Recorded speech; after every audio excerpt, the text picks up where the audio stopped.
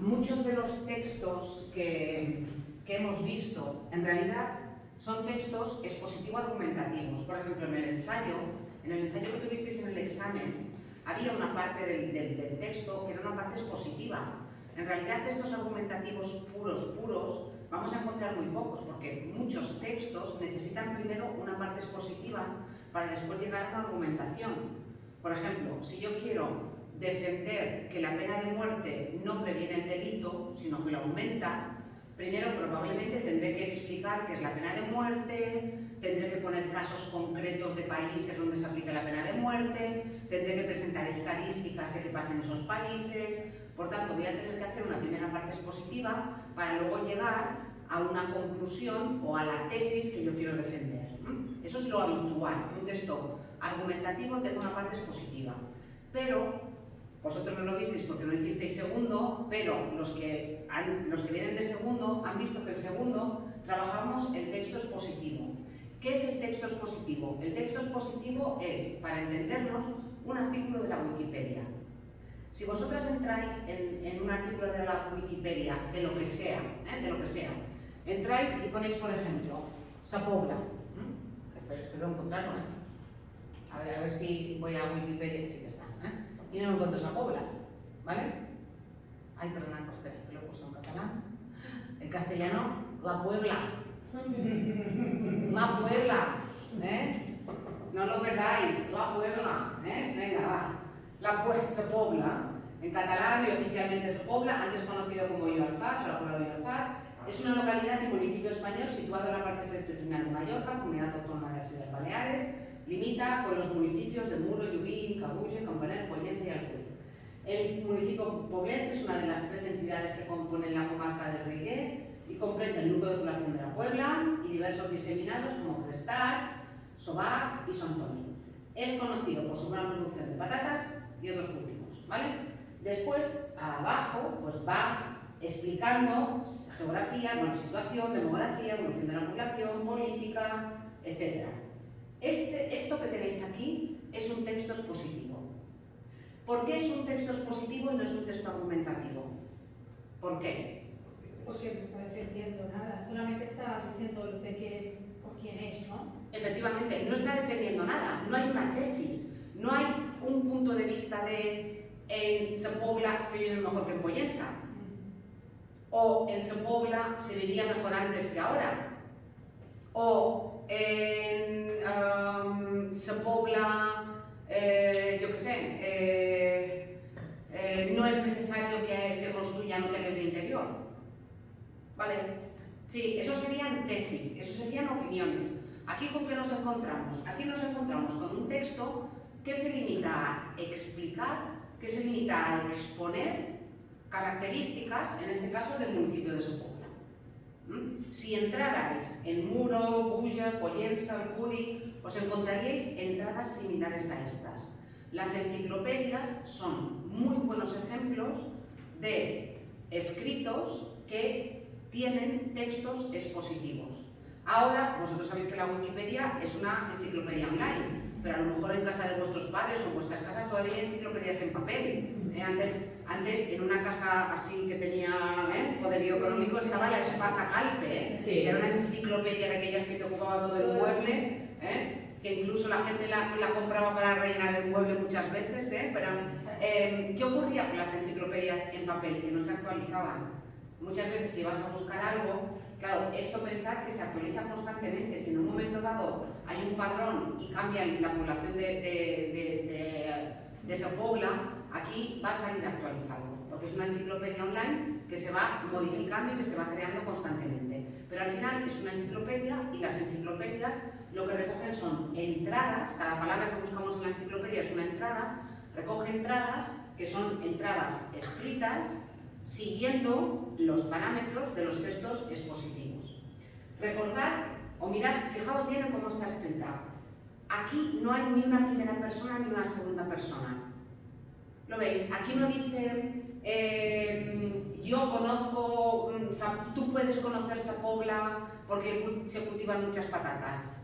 O tampoco dice podemos llegar a Sa Pobla desde Alcudia desde Inca, no sé qué. O si vives en Sa Pobla, te vas a encontrar con una plaza que no sé qué. El texto expositivo es un texto que se redacta en tercera persona, siempre en tercera persona, que se suele redactar, fijaos, en presente.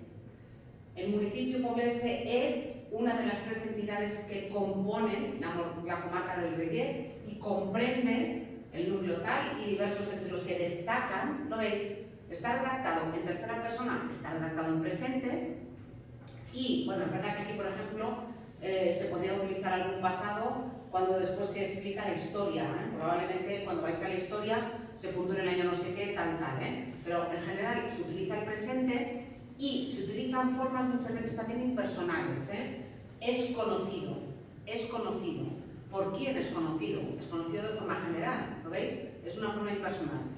Si os fijáis también, veis que el texto expositivo es un texto en el que lo importante es la claridad de la información presentada. Y por eso muchas veces, en aras de esa claridad, para favorecer esa claridad, nos vamos a encontrar con esquemas, con guiones, para que no nos perdamos. Yo estoy en este punto, pero luego me voy a ir a la geografía, luego me voy a ir a la situación, ¿lo veis? También muchas veces con iconos o con fotografías que nos ayudan. Fijaos, si yo no supiera dónde está Sa Pobla y quisiera situarla en un mapa del mundo, imaginaos que yo vivo en Iowa, en Estados Unidos, y resulta que voy a venir a hacer de ópera aquí, y yo quiero ver dónde está Sa Pobla. Hombre, a lo mejor por esta información que me dan por aquí, no me sitúo tan bien como si me vengo aquí, ¿sí? Veo el mapa del mundo, veo dónde está Mallorca, y donde está Mallorca veo Sa Pobla. Por tanto, muchas veces va acompañado otro tipo de material que nos ayuda a entender mejor el texto expositivo. Por tanto, ¿qué sería un texto expositivo? El texto expositivo sería aquel que ofrece la información de forma completamente objetiva. No hay subjetividad, no hay punto de vista, no hay opinión.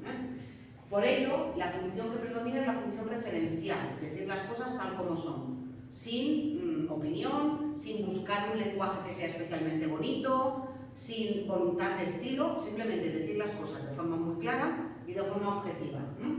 El texto expositivo puede ser oral o escrito, porque pensad que, por ejemplo, una conferencia puede ser un texto expositivo. A mí me toca ir a una asamblea de los pueblos de España y resulta que me mandan al Almendralejo a hablar de Sa Pobla, ¿sí? Y yo tengo que dar una conferencia sobre cómo es Sa Pobla. Será un texto oral, pero será un texto expositivo. La mayoría de las clases que hacemos los profesores son textos expositivos orales. Los apuntes que tenéis son textos expositivos, en este caso escritos. El texto expositivo es bastante normal. Bueno, aquel es un instructivo, iba a decir. Aquel es un instructivo, pero el de arriba, por ejemplo, els ensenyaments de cicles tan impartits están confinados por la Unión Europea, esto es un texto expositivo. Aquí no hay opinión, aquí nos dice qué bien que la Unión Europea nos esté pagando los ciclos o esté colaborando con la financiación de los ciclos. Oh, qué bien, la Unión Europea. No, simplemente es un texto expositivo. ¿Vale? ¿De qué tipo pueden ser los textos expositivos? Los textos expositivos pueden ser textos divulgativos o pueden ser textos especializados. Un texto divulgativo es un texto expositivo que más o menos todo el mundo puede entender. Los artículos de la Wikipedia. Los artículos de la Wikipedia son textos expositivos y en este caso son textos expositivos divulgativos. ¿Qué sería un texto expositivo especializado? Pues imaginaos, por ejemplo, una conferencia de médicos, un congreso médico. Y entonces hay diferentes médicos que exponen diferentes cuestiones sobre, yo que sé, por ejemplo, prótesis para la rodilla, diferentes tipos de prótesis para la rodilla. Y su público no es el paciente que va a la consulta, sino otros médicos, otros traumatólogos que están interesados en esas prótesis de rodilla o en los avances que hay en las prótesis de rodilla. El médico, el lenguaje que va a utilizar en ese congreso va a ser diferente al lenguaje que va a utilizar en la consulta con el paciente al que le va a explicar el tipo de prótesis que le va a poner. Bueno, en teoría tendría que ser así, porque sí que es verdad que a veces vas al médico y alguna vez sales del médico y no sabes muy bien ni lo que te ha dicho ni por qué te lo ha dicho, ¿eh? Es como que, pero mirad lo que me pasó a mí el otro día, o sea, el día que yo estaba mala, vale, me voy al médico, me mira el médico y el médico yo le digo al médico, me duele la garganta, el médico me mira y me dice, tienes una infección de las vías respiratorias y en el papelito me pone faringitis aguda. Dije, toma grado de especialización. Digo, hemos ido de lo más divulgativo, he ido yo, me duele la garganta, hemos pasado por la infección de las vías respiratorias y hemos llegado a la faringitis aguda. Todo lo mismo, ¿eh? Pero es igual, o sea, vas al médico, me duele la cabeza, cefalea. ¿Eh? El médico no pone dolor de cabeza, pone cefalea. Sí. Entonces, cuando los médicos hablan entre ellos, utilizan ese tipo de vocabulario. ¿Por qué? Porque el texto es especializado, no es divulgativo. Digo médicos, pero imaginaos, por ejemplo, yo que soy un congreso de arquitectos, o imaginaos una reunión a nivel político en la que se discuta sobre cómo renovar a los miembros del Tribunal Constitucional. Algo que sabéis que está... Sí, pero ahora de todas maneras, como vivimos en un país lleno de cuñados y de cuñadas, que no se entienda mal, ahora resulta que todo el mundo es experto, esta mañana todo el mundo era experto en Tribunal Constitucional. A mí me encantan estos tertulianos que opinan de fútbol y del Tribunal Constitucional y del cambio climático, en serio, o sea, chapó, o sea, te puedes reír tú de los hombres renacentistas del siglo XVI, Pero bueno, ¿me entendéis? Ahora, imaginaos, hombre, yo quiero creer que la deliberación que tuvo ayer el Tribunal Constitucional para decidir qué hacían era una deliberación en la que se utilizaría un vocabulario adecuado y exacto, y sería en este caso una deliberación utilizando un lenguaje especializado, ¿vale? Los textos expositivos que vosotros vais a tener son textos no son especializados, sino que son divulgativos, y probablemente los que consultaréis también lo sepan, ¿Cuáles son las características lingüísticas de los textos expositivos? Lo que os he explicado. La primera, y de hecho de esa primera se reducen prácticamente todas, es la objetividad. Se utiliza la tercera persona verbal. El léxico es denotativo. Si yo quiero decir que, yo qué sé, que los insectos destruyen el papel, ¿sí? Yo voy a decir que los insectos destruyen el papel y no voy a decir que las palabras del escritor se pierden bajo los efectos de las bocas de los pequeños animalitos que rondan las bibliotecas, cual bibliotecarios hambrientos. No voy a decir eso, lo otro sería, lo que me acabo de inventar ahora sería connotativo, pero lo primero sería denotativo. Denotativo ya sabéis que es decir las cosas tal como son. También se utiliza lenguaje técnico cuando lo que yo necesito es transmitir una información que sea especializada. Cuanto más especializada sea la información que yo voy a transmitir, más lenguaje técnico voy a utilizar. ¿Qué es un neologismo? Un neologismo es una palabra que no existe en la lengua y que hay que inventársela pues, para una realidad determinada. Pensar, por ejemplo, todo lo que tiene que ver con los medios de informática, son todo tecnicismos, perdonad, neologismos, porque son palabras que nos inventamos o que se van inventando, y muchas veces también tecnicismos. Yo oigo hablar a veces a informáticos y empiezan a hablar de unas cosas y tú dices, pues no sé de qué me están hablando, no, tienes que reiniciar no sé qué, luego la CPU, luego no sé qué, el switch, el no sé qué, y yo digo, madre mía, enciendo y apago y ya, ¿cómo más, Las oraciones que se utilizan son impersonales y enunciativas, se comenta, se dice, se conoce, etc. Y enunciativas no hay ni interrogaciones ni exclamaciones en los textos expositivos. Es muy importante la claridad y usar conectores si es necesario, incluso aunque el texto sea repetitivo. En primer lugar no sé qué, en segundo lugar no sé qué, en tercer lugar no sé qué. Es muy importante para que el texto quede claro, si es necesario. Y a menudo, como os he dicho, nos encontraríamos con ejemplos, diagramas, imágenes de apoyo. Se utiliza el presente con valor intemporal. Es un municipio situado en la parte norte de Mallorca que limita con los municipios de tal. Ese presente que vale para ahora y que vale para el año que viene y que valía para el año pasado. Se utilizan recursos sin valor subjetivo, no hay recursos estilísticos, no hay metáforas, hay ejemplos, comparaciones, definiciones, enumeraciones, etc. y a veces nos encontramos pequeñas descripciones objetivas. Imaginaos que tenéis un texto en los apuntes de biología sobre la célula. Es probable que tengáis un apartado en el que se describe cómo es la célula, la forma que tiene, la medida que tiene, incluso yo que sé, el color, si tiene patitas, espero que no me escuchen las profesoras de biología, pero es posible que haya una pequeña parte descriptiva también. ¿Sí? ¿Vale? Venga, pues eso es lo que nos encontraríamos en los textos expositivos como características lingüísticas. ¿Qué estructura tienen los textos expositivos? Mirad, nos podemos encontrar con dos tipos de textos expositivos. Depende de dónde esté la información más importante, nos encontraríamos con un texto deductivo, inductivo o encuadrado si aparece dos veces. ¿De qué manera? Mirad, un texto deductivo es aquel en el que primero se presenta el tema y luego se explica el tema. En el caso, por ejemplo, de la Wikipedia sigue la estructura deductiva. Primero se empieza con la información más importante, se define, Sepúlveda es una localidad del norte de Mallorca y luego ya se va bajando.